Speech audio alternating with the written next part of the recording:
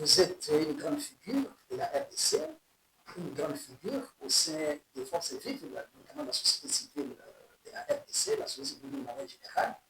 Et souvent, vous nécessitez de le dire que vous défendez les causes de la population. Et quand vous laissez le temps, la population est contente et tout le monde compte sur votre point de vue en tant que société civile et jusqu'au milieu des tâches. Et la société civile ne peut pas accepter que le pays brille pendant qu'elle est là. Aujourd'hui, il y a une question qui est difficile. Nous avons vu le camp s'écrire. 64, C4, C64, ainsi de suite. Et autour de la Constitution, puisque le problème, c'est assez important. Il y a ceux qui disent quand changement, modification, révision de la Constitution, des autres disent que non. Et cette question est arrivée au niveau, bien sûr, de la société civile. Dernièrement, l'Église du Christ au Congo a organisé une rencontre. Et finalement, cette rencontre s'est soldée, le conclave, par une déclaration. Et pour cette Église chrétienne, elle dit que le changement, la retouche, modification de la Constitution, pour le moment, n'est pas une question opportune. D'autant mieux aller au dialogue, et ce n'est qu'après avoir réalisé le dialogue, on peut voir si c'est nécessaire de toucher à ce qui s'est passé actuellement. En tant que société civile, quel serait votre point de vue pour la population et pour l'opinion d'une manière générale? Merci beaucoup, cher ami.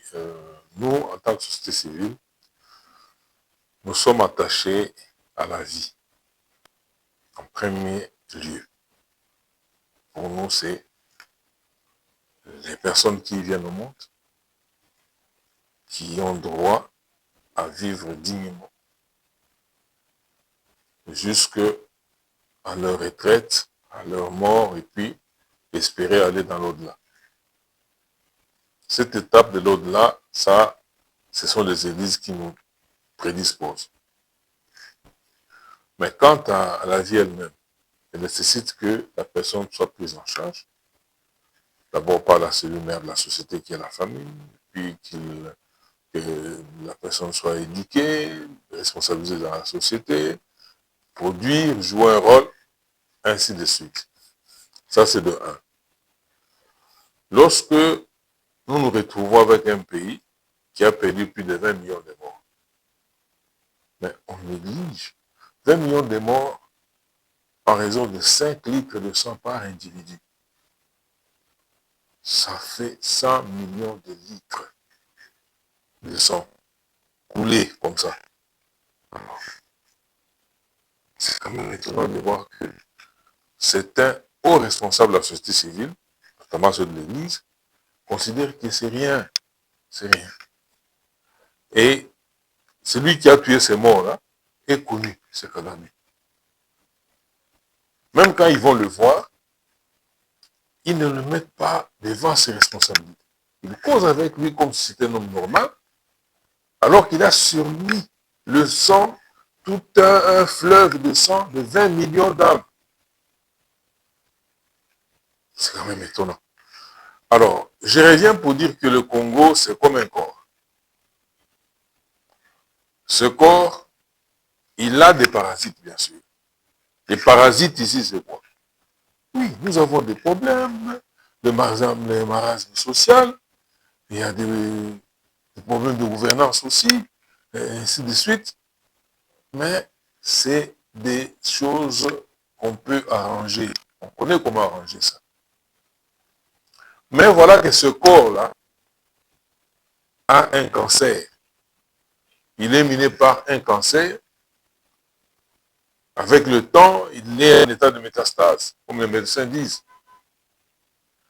Et on ne va pas soigner le cancer avec les vermifuges.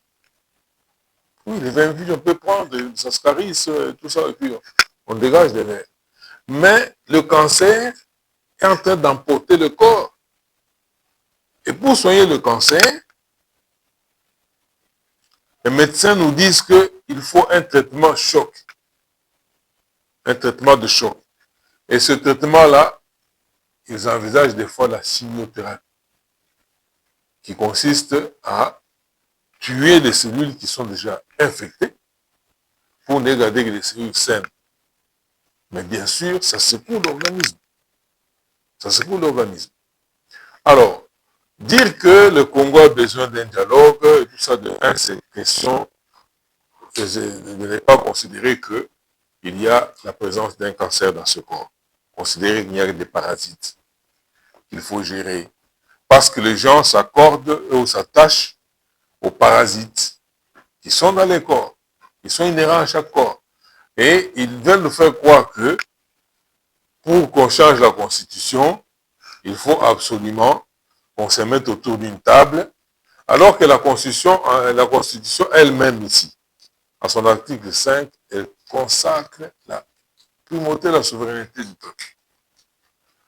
Mais on nous a habitués à aller au dialogue. Chaque fois que ça ne va pas, on tue autant de milliers de Congolais. Ok, les politiciens récupèrent la situation, ils vont se réunir quelque part, comme ils étaient partis à Sun City là-bas. Après Sun City, la manie c'est quoi? Ils font des listes pour dire toi tu deviens, c'est comme les lits autour. Hein. Toi tu deviens sénateur, bon, celui-ci devient membre de l'Assemblée nationale. D'autres, oui, partage du pouvoir au détriment du seul souverain. Sur base de l'article 5, le seul susceptible de conférer une parcelle de pouvoir à qui que ce soit. Mais, dialogue, partage de pouvoir, dialogue, partage de pouvoir, et puis on revient à la case de départ, on vient encore, on tue. Oh, arrêtez, non, si nous dialoguons, on va résoudre le problème. Maintenant, on va dialoguer avec qui? Parce qu'il y a une crise. N'est-ce pas ça? Pour résoudre cette crise, il faut dialoguer avec les gens qui ont un impact, qui peuvent impacter, qui ont une incidence sur la crise. D'aucuns disent, nous ne sommes pas de connivence avec les M23 qui ont pris les armes, qui continuent ou qui poursuivent l'œuvre de M. Kagame. Parce que par épisode, ils changent d'acteur. Maintenant, en dialoguant avec vous, Kagame va se réveiller pour dire, bon, c'est terminé, j'arrête parce que vous êtes entendu là-bas. Ou bien Kagame va dire, moi, j'ai ce que j'ai revendiqué parce que je ne s'en cache plus. Il va jusqu'à demander des prises d'intérêt dans la mine de Rouaya. Il le dit tout haut.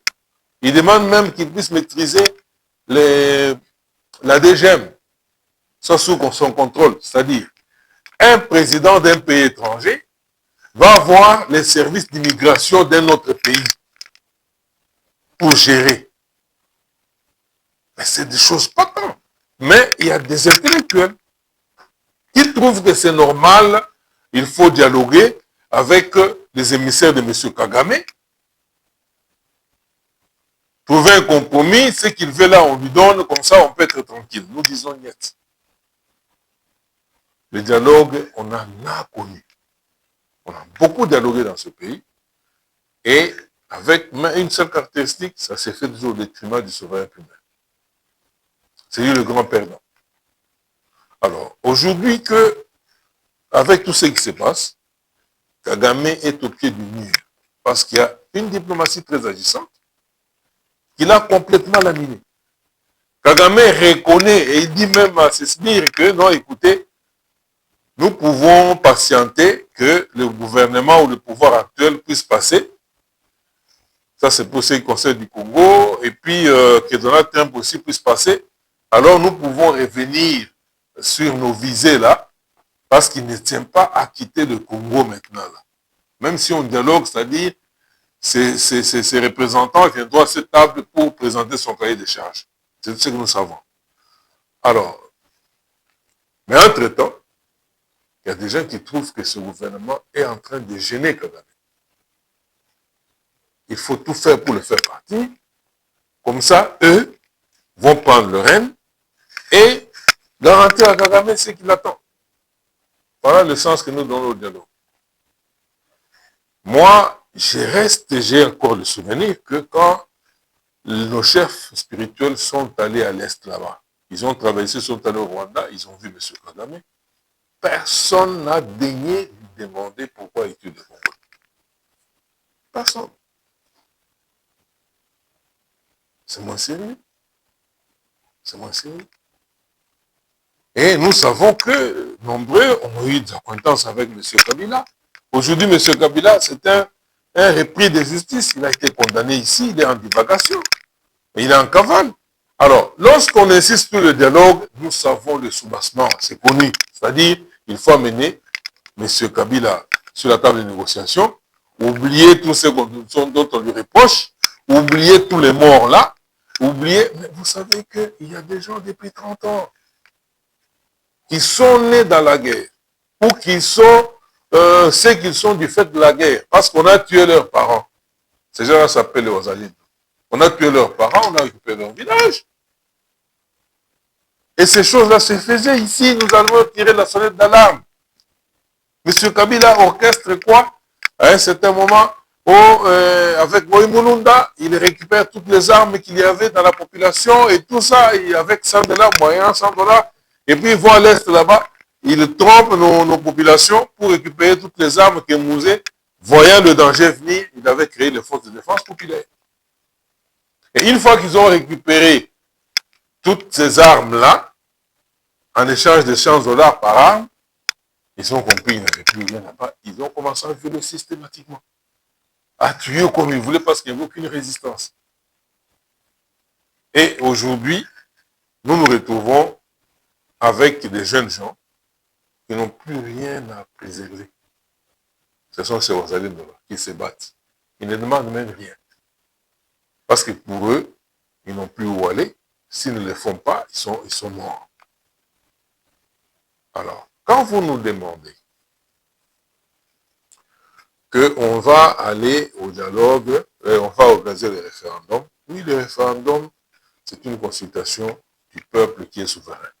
Quand il y a une crise, il y a une situation qui se pose, moi je pense que c'est lui qui a le droit d'en savoir et d'en décider. Lui-même directement, c'est le peuple souverain. Il n'y a personne, même moi je ne remplace pas le peuple. Mais il y a des gens qui nous ont habitués à considérer que eux passent avant le peuple. S'il faut consulter le peuple, ils peuvent vous dire non, non, ne consultez pas le peuple. Ce que nous disons là vaut déjà donc la parole du peuple. Ça, nous disons, le temps est révolu. On ne peut plus accepter ça. Alors, le peuple doit s'exprimer lui-même. Le peuple doit s'exprimer lui-même en expliquant deux provinces qui est en état de siège. Et puis, l'opposition C64 rédige une plainte contre le chef de l'État en lui accusant de confisquer le pouvoir en cherchant des référendums. Quelle est votre lecture par rapport à ces initiatives? Merci beaucoup. La question des provinces sous occupation, vous voulez dire. Les deux provinces sous occupation, moi je connais qu'il y a deux villes qui sont sous occupation. C'est Bukavu et Goma. La province est vaste. La plupart des habitants de ces villes-là, qui ont eu le moyen de fuir, ils ne voulaient pas. Ils ont le droit de voter, ils n'ont pas voulu être assiégés. Ils ont quitté ces deux villes-là. Ils sont dans des espaces où nous disons chaque jour qu'il y a des déplacés de guerre en masse et qu'il faut d'ailleurs aider.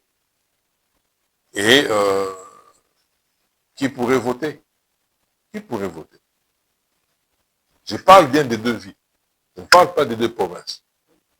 Alors, avec ces deux villes, pour ça, ces deux villes, on pourrait toujours voter. Et encore que, maintenant là,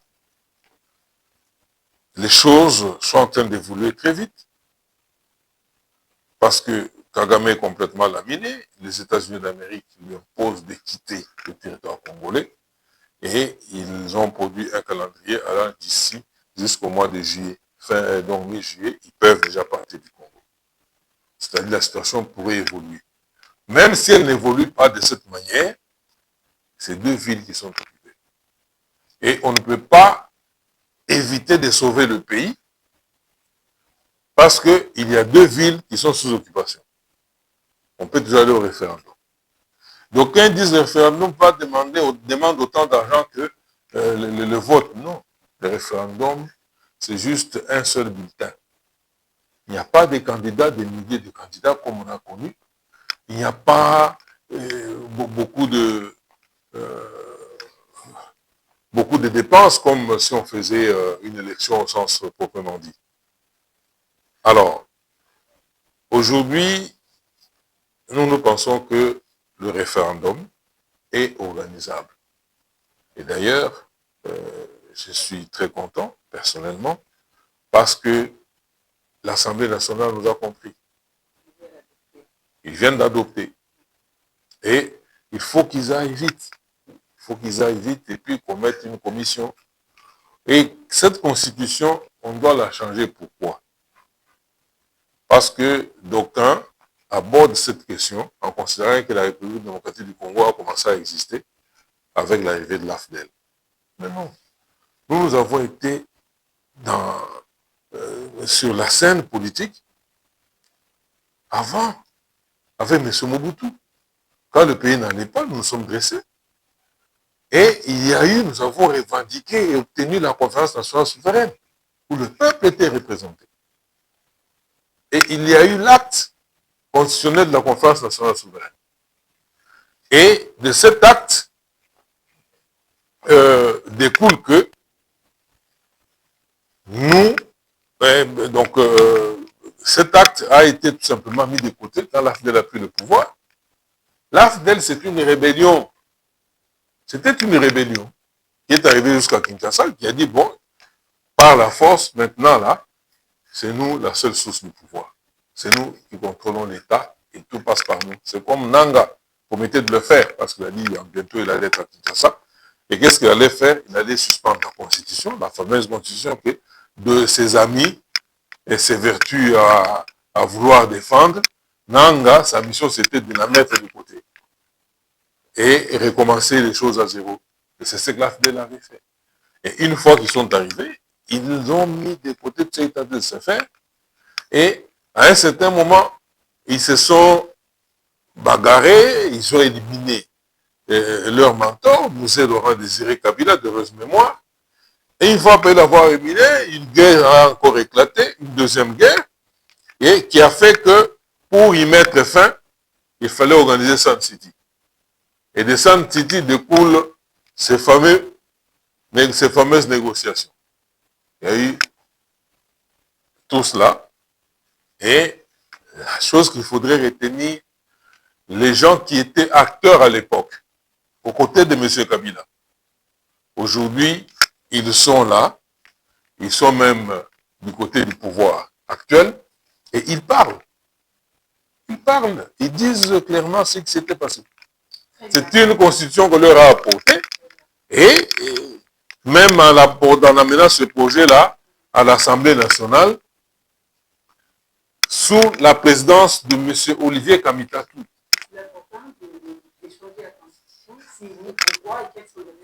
Les raisons sont nombreuses. De un, c'est une constitution qui nous est venue de l'extérieur. De deux, cette constitution bloque l'appareil politique. Je prends un exemple. Aujourd'hui, vous avez vu à un certain moment, le président de la République a initié, voyant que la situation politique n'évolue pas bien, il a initié des consultations sous la houlette de son conseil spécial. Il a fait des consultations. Mais pour arriver à redynamiser le gouvernement, il n'a pas pu. Pourquoi? Parce que l'article 68 de la Constitution le interdit. Ce gouvernement-là est consécutif ou est tributaire de la configuration au Parlement. Et la configuration est celle qu'on connaît. Ce gouvernement est ici ou bien dicté par la configuration du Parlement. Quand vous dites qu'on veut changer, les autres là vont entrer comment? Parce que ça bloque. Et c'est ainsi que vous avez vu après les consultations, il y a eu remaniement. Il y a que quelques postes qui ont été changés, un peu de permutation, et c'est la même équipe qui a continué. Alors, juste un exemple pour le blocage. Aujourd'hui, lorsque d'aucuns parlent on ne peut pas parler de l'émergence sans parler de l'économie, des aspects économiques et autres. Aujourd'hui, il faut des réformes, une réforme constitutionnelle pour adapter notre économie à nos ambitions actuelles. Là, nous venons de signer l'accord États-Unis, RDC. Il y a des exigences là-dedans. Nous ne sommes pas les premiers à le faire. La Chine, qui est aujourd'hui la première puissance économique du monde. La Chine a changé la constitution 4 fois, pas modifié. 4 fois. Pourquoi? Parce que il fallait accompagner la politique de réforme et d'ouverture afin de s'adapter à l'évolution de l'économie, à l'évolution économique et politique. La Chine l'a fait. En dehors des différentes modifications, cette dernière constitution-là, la dernière version-là de 1982, a été modifiée 5 fois. Et aujourd'hui, la signature est là. Il y a un problème oui. Par rapport à ce qui se passe du côté de l'opposition, avec des organismes de paiement, des cités qui sont préparés.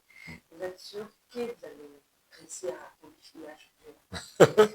Écoutez, l'opposition s'agite pour rien.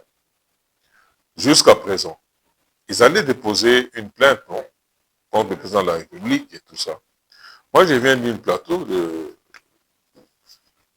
d'une chaîne de la capitale ou d'une chaîne nationale. Et c'est un instant qu'on apprend qu'ils ont reporté. Parce qu'ils ont encore des éléments à ajouter, des choses comme ça. Ils ont reporté la plainte. Moi, j'étais curieux de voir un peu la structure de la plainte en question. Pourquoi? Parce que vous n'allez pas porter plainte tant qu'il n'y a aucune infraction. Il n'y a aucune violation de la loi. Il n'y a aucune violation de la loi. Vous allez porter plainte sur les intentions ou les spéculations. Et vous me dites qu'il y a des juifs sérieux dans ce groupe-là. Alors, heureusement, eux-mêmes se sont ressaisis. Ils ont évité. Ça, c'est une deuxième bourde. La première, c'était l'article 64. Ils ont axé leur mouvement sur l'article 64.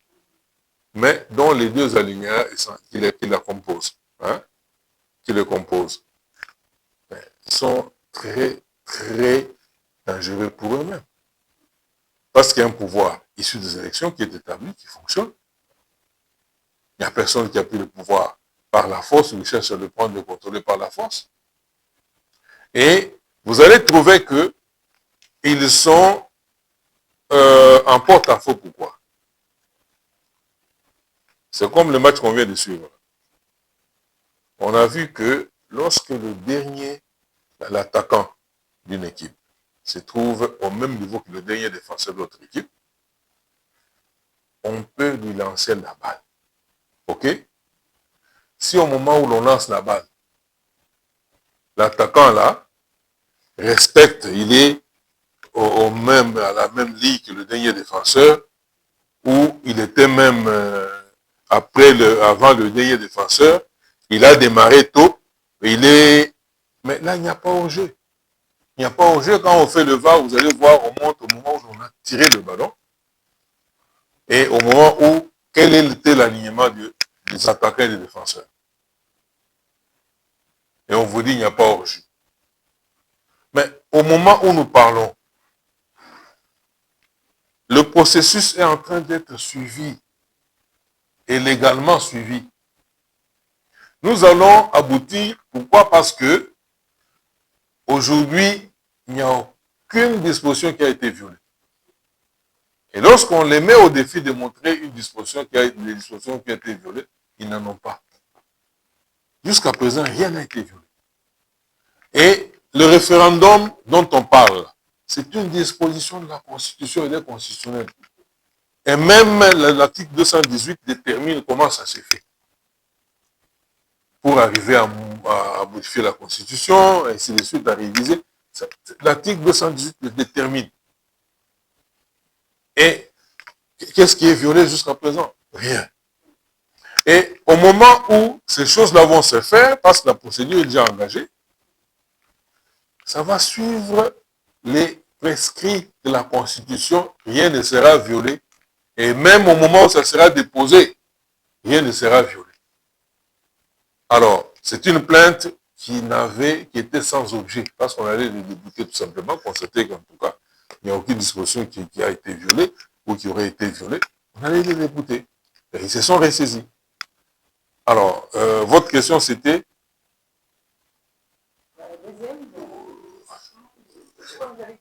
J'ai tout répondu. Donc, moi je pense que journée ville morte, non, c'est relatif. Il y a eu, ils ont décrété une journée ville morte, mais moi j'étais ici au bureau, j'ai travaillé, la ville était en train, les gens circulent. Sauf ceux qui n'avaient...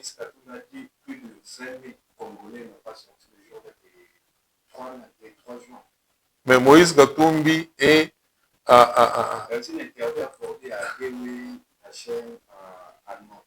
Moïse Gatumbi est, je ne sais pas, en divagation quelque part en Allemagne ou quoi. Alors, il vous dit que non, moi j'ai été avec eux. En tout cas, vous par là, c'est lui qui a été avec eux. Vous voyez, quand on veut aborder la politique, il faut s'appuyer sur l'historicité. L'historicité, c'est la relation qu'a le passé avec le présent et le futur. Ok? Il faut interroger aussi le passé comme outil de connaissance. Moi, j'ai été avec eux. Je connais comment ils fonctionnent, je connais ainsi de suite. Et aujourd'hui, de toutes ces histoires des journées villes mortes, on est passé par là.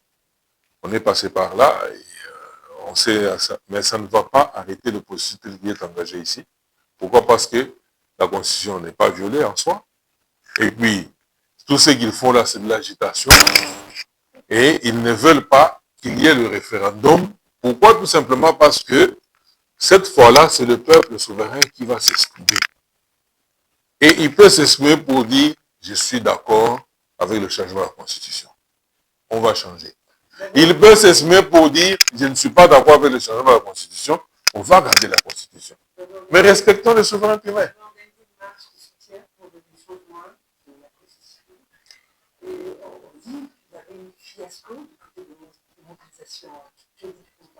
Madame, vous avez des images.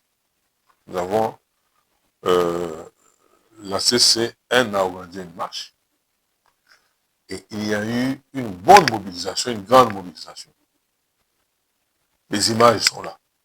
Mais j'ai vu le lendemain une image d'une ancienne manifestation organisée sur cet espace-là par le PPRD. Ils ont récupéré cette vieille image-là, ils ont dit Piaka, ainsi de suite. Bon, ils sont libres de le faire.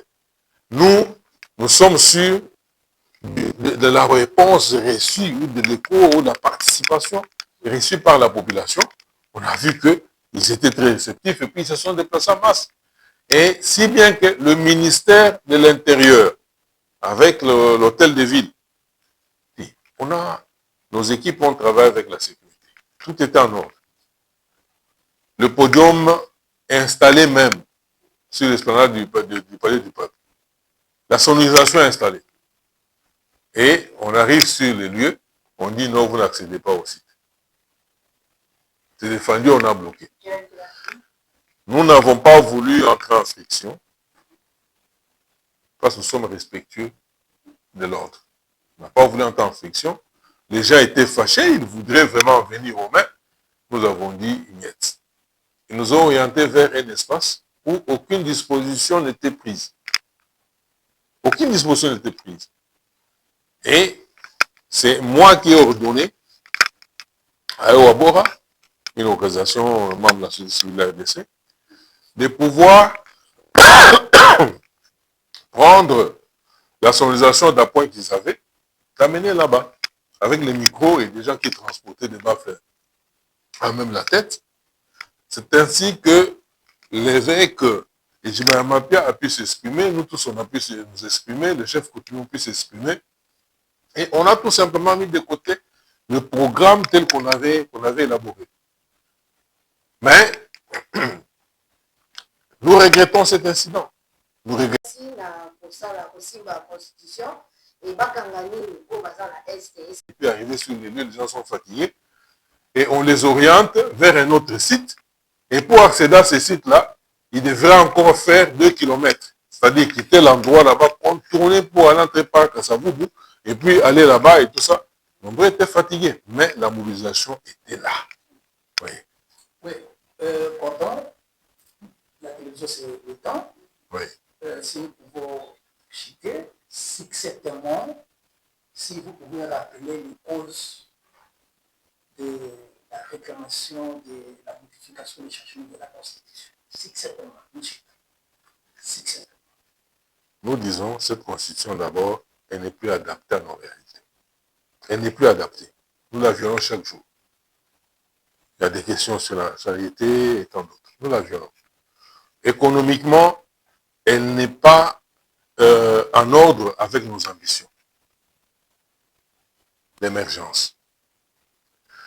Également, elle bloque, elle plombe l'appareil politique. Également, elle a servi de base pour qu'on puisse nous infiltrer à tous les niveaux. Elle a également donné le prétexte à certaines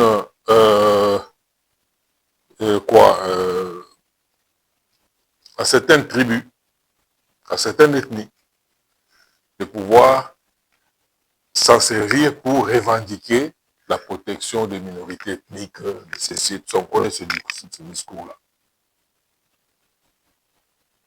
Et bref, c'était une constitution de belligérants qui n'a rien à voir avec le peuple congolais. Rien du tout. Pour terminer, elle est venue de l'extérieur et nous a été imposée. Et c'est pourquoi, en tant que peuple souverain, nous devons avoir une constitution propre à nous, peuple congolais, et il y va de notre dignité quand même. On ne peut pas voir une constitution qui nous a été imposée par un petit pays comme ça, étranger, et lorsque nous disons on veut y toucher ou on veut débattre de ça, le retour nous vient de ce pays-là où on n'y touchait pas. Il y a même des menaces qu'il peut faire contre nous. Ça dit tout. Ça dit tout. Moi, je pense que si vraiment nous sommes sérieux, nous Congolais, nous sommes dignes, nous devons le faire. Et ça doit passer par le référendum. Le référendum. Il n'y a que le peuple qui a cette latitude-là. Et c'est la meilleure façon de le faire parce que d'aucuns l'ont fait, ils ont modifié des articles très importants. Sans passer par le référendum.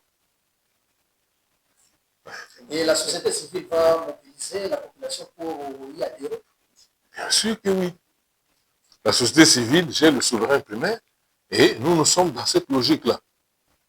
Bientôt, nous sommes pas en négociation. Hein. Il y a des idées qui tirent leur source de la logique que je vous ai donnée, qui remonte à la conférence nationale souveraine jusqu'à ce jour et qui implique la dimension culturelle. C'est-à-dire, ok, on peut mettre d'abord la politique de côté, mais voir maintenant la dimension culturelle.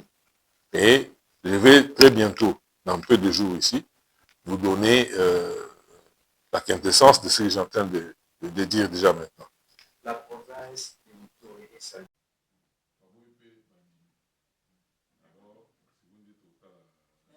Tolobi boye, tozosenga nde mboka eza na bokono. Bokono tobengi lancer. Nzoka nde eza pe na bokono mike mike, oya banyama libongo, malaria, baboye. Mais cancer mpona kosilisa yango esengaka traitement ya mutuya.